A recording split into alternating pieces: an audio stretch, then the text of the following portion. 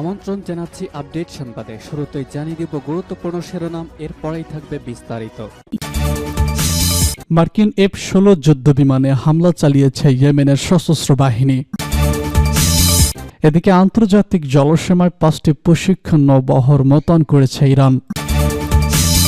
ইরানে বোমা হামলার দায়িত্ব স্বীকার করল পাকিস্তান ভিত্তিক সন্ত্রাসী গোষ্ঠী।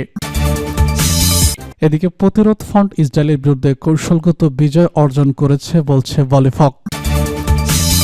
সর্বশেষ জানিয়ে দেব যুক্তরাষ্ট্রের সাথে খনিজ সম্পদ চুক্তি স্বাক্ষরে প্রস্তুত নন জেলেনস্কি। মার্কিন F-16 যুদ্ধবিমানে হামলা চালিয়েছে ইয়েমেনের সশস্ত্র বাহিনী।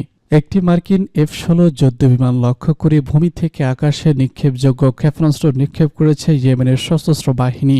গত 19 ফেব্রুয়ারি এই ঘটনা ঘটে বলে গতকাল মার্কিন নিউজ চ্যানেল ফক্স নিউজ এ খবর দিয়েছে। পেন্টাগনের সিনিয়র কর্মকর্তার উদ্ধৃতি দিয়ে চ্যানেল জানায়, ইয়েমেনের লোহিত সাগর উপকূলের আকাশ দিয়ে উড়ে যাওয়ার সময় যুদ্ধবিমানটিকে হামলা চালানো হয়, তবে ক্ষেপণাস্ত্রটি লক্ষ্যভ্রষ্ট হয়। একই দিন একটি অত্যাধুনিক মার্কিন MU-9 লক্ষ্য করেও ভূমি থেকে আকাশে নিক্ষেপযোগ্য ক্ষেপণাস্ত্র ছড়ে ইয়েমেন।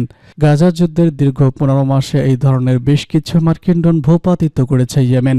অবশ্য ফক্স নিউজে প্রকাশিত এসব খবরের ব্যাপারে ইয়েমেনের সশস্ত্র বাহিনী কোনো বক্তব্য করেনি। 2023 সালের 7 অক্টোবর ইহুদিবাদী ইসরায়েল গাজা উপত্যকার বিরুদ্ধে গণহত্যা শুরু করার পর ইয়েমেনের সেনাবাহিনী বিগত 15 মাসে ইসরায়েল ও আমেরিকার স্বার্থে শত শত হামলা চালায়। গত মাসের গোড়ার দিকে তারা লোহিত সাগরে মোতায়েন মার্কিন বিমানবাহী রণতরী USS হ্যারি ট্রুমানের বিরুদ্ধে বড় ধরনের হামলা চালায় ইয়েমেন। এর ফলে রণতরীটি লোহিত সাগরের উত্তর অংশে চলে যেতে বাধ্য হয়। এছাড়া গত ডিসেম্বরে ইয়েমেনের সশস্ত্র বাহিনী দাবি করেছে তারা একটি মার্কিন F-18 যুদ্ধবিমান গুলি করে ভূপাতিত করেছে। সে সময় ইঙ্গো মার্কিন যৌথ বাহিনী ইয়েমেনের হুতি আনসারুল্লাহ যোদ্ধাদের অবস্থানে বোমা বর্ষণ করতে এসেছিল। একটি মার্কিন যুদ্ধবিমান বিধ্বস্ত হলে বাকি বিমানগুলো আর হামলা না চালিয়ে পালিয়ে যায়। আন্তর্জাতিক জলসীমায় 5টি প্রশিক্ষণ নৌবহর মোতায়েন করেছে ইরান। ইসলামী প্রজাতন্ত্র ইরানের নৌবাহিনীর কমান্ডার রিয়ার অ্যাডমিরাল শাহ আকরাম ইরাভানি জানিয়েছেন, আন্তর্জাতিক জলসীমায় একযোগে 5টি কার্যকর এবং প্রশিক্ষণ নৌবহর মোতায়েন করা হয়েছে।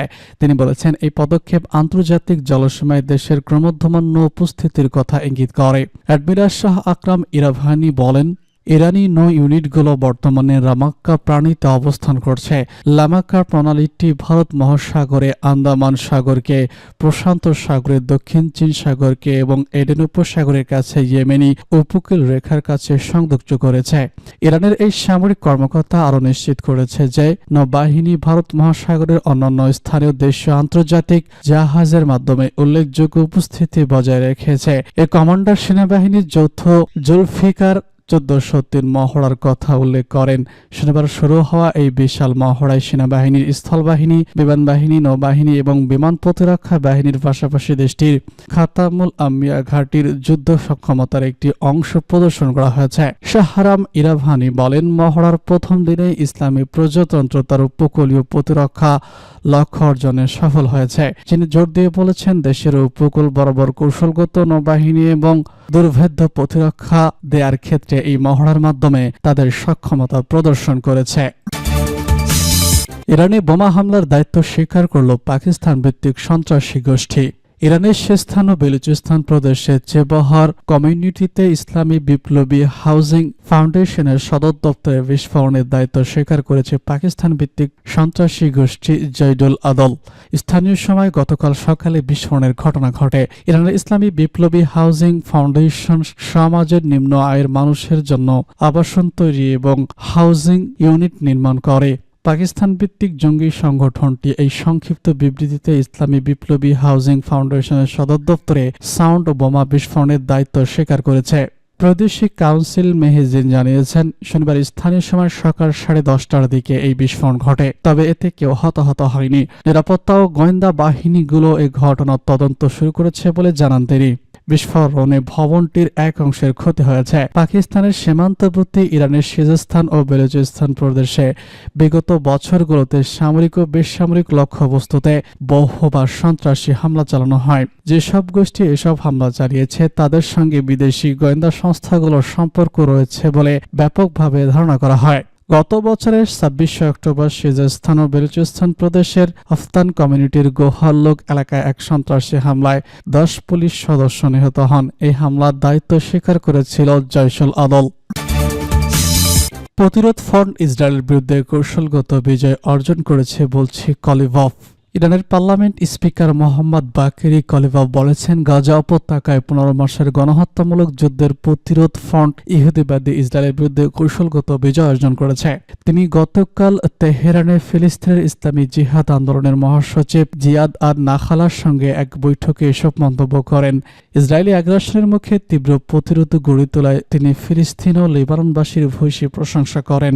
কলিভভ বলেছেন, প্রতিরোধ ফ্রন্ট মুসলিম উম্মাহের জন্য বিজয়ের জন্য মহাকাব্য তৈরি করেছে, যেখানে দলের উপর রক্তের বিজয় সূচিত হয়েছে। ইরানের এই শীর্ষ সংসদ আরও বলেছেন, ইহুদিবাদী বাহিনীর গণহত্যা, আগ্রাসন ও ধ্বংসযজ্ঞের মোকাবেলায় ফিলিস্তিনি জনগণ অতুলনীয় প্রতিরোধ গড়ে তুলেছিলেন। একই সঙ্গে লেবাননের জনগণ ও আগ্রাসী বাহিনীর বিরুদ্ধে প্রতিরোধের চরম পরাকাষ্ঠা পরিদর্শন করেছে বলে ভলিফক জানান। তিনি বলেছেন, হিজবুল্লাহ নেতা সাইদ হাসান নাসরুল্লাহ শাহাদাতের পর তিনি বৈরুতে সফরে গিয়ে দেখতে পান, নাসরুল্লাহর শাহাদাত সত্ত্বেও লেবাননের জনগণ দৃঢ় মনোবল নিয়ে ইহুদিবাদী বাহিনীর মোকাবেলা করে যাচ্ছে।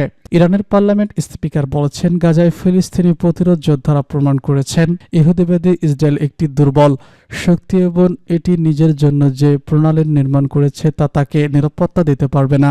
সাক্ষাতে রিয়াদ আর নাখালা বলেছেন, প্রতিরোধ ফ্রন্ট ইসরায়েলের মোকাবেলায় নিজের শক্তি সীমাবদ্ধ করে ফেলবে না এবং প্রয়োজনে আমেরিকার ও তার মিত্রদের বিরুদ্ধেও লড়াই করবে। প্রতিরোধ ফ্রন্ট ইসরায়েলকে গাজায় যুদ্ধবিরতি দিতে বাধ্য করেছে বলেও নাখালা ঘোষণা করেন। যুক্তরাষ্ট্রের সাথে খনিজ সম্পদ চুক্তি স্বাক্ষরে প্রস্তুত নন জেলেনস্কি। ইউক্রেনের প্রেসিডেন্ট ভলোদিমির জেলেনস্কি যুক্তরাষ্ট্রের সাথে বিরল খনিজ সম্পদ আরোহণের চুক্তি স্বাক্ষরে এখনও উপস্থিত নন। শনিবার ফরাসি সংবাদ সংস্থা এএফপিকে দেওয়া এক তথ্য জানিয়েছেন ইউক্রেন সরকারের ঘনিষ্ঠ একটি সূত্র। প্রেসিডেন্ট ডোনাল্ড ট্রাম্প চান যুক্তরাষ্ট্রের কোম্পানিগুলো ইউক্রেনের খনিজ সম্পদ আরোহণের বিশেষ সুযোগ পাক। দেশটিকে আগের মার্কিন প্রেসিডেন্ট জো বাইডেনের প্রশাসন কর্তৃক দেওয়া কয়েক হাজার কোটি ডলারের সহায়তার বিনিময়ে এই সুযোগ চান ডোনাল্ড ট্রাম্প। শুক্রবার ট্রাম্পের জাতীয় নিরাপত্তা উপদেষ্টা মাইক ওয়াল্ট জানিয়েছেন, জেলেনস্কি শীঘ্রই চুক্তি স্বাক্ষর করতে পারবেন, তবে এখনও পর্যন্ত প্রস্তাবটি চুক্তির বিস্তারিত প্রকাশ করা হয়নি। ইউক্রেন সরকারের ঘনিষ্ঠ এই সূত্র জানিয়েছে, বর্তমান খসড়া অনুযায়ী চুক্তি স্বাক্ষরের জন্য প্রস্তুত নন প্রেসিডেন্ট জেলেনস্কি। জেলেনস্কি বলেছেন, আমরা এখনও কিছু পরিবর্তন আনতে চাই এবং আরও গঠনমূলক করতে আলোচনা চালিয়ে যাচ্ছি। সূত্রটি আরও জানিয়েছে, চুক্তিতে যুক্তরাষ্ট্রের কোনো বিনিয়োগ বা নিরাপত্তার নিশ্চয়তা নেই এবং তারা ইউক্রেনের কাছ থেকে $500 বিলিয়ন আরোহণ করতে চায়, যা অত্যন্ত অস্পষ্ট। জেলেনস্কি প্রশ্ন রাখেন, এটি কেবল অংশীদারিত্ব এবং কেন আমাদের $500 বিলিয়ন দিতে হবে, এর কোনো স্পষ্ট ব্যাখ্যা নেই। সূত্রের মতে, ইউক্রেনের চুক্তির খসড়ায় সংশোধনী আনার প্রস্তাব দিয়েছে এবং যুক্তরাষ্ট্রের কাছ থেকে নিরাপত্তার নিশ্চয়তা চাওয়ার আগ পর্যন্ত তারা চুক্তি স্বাক্ষর করতে রাজি নয়। এই মতবিরোধের মধ্যে ট্রাম্প ও জেলেনস্কির মধ্যে উত্তপ্ত বাক্য বিনিময় চলছে। ট্রাম্প সামাজিক যোগাযোগ মাধ্যমে জেলেনস্কিকে স্বৈরশাসক বলে মন্তব্য করেন।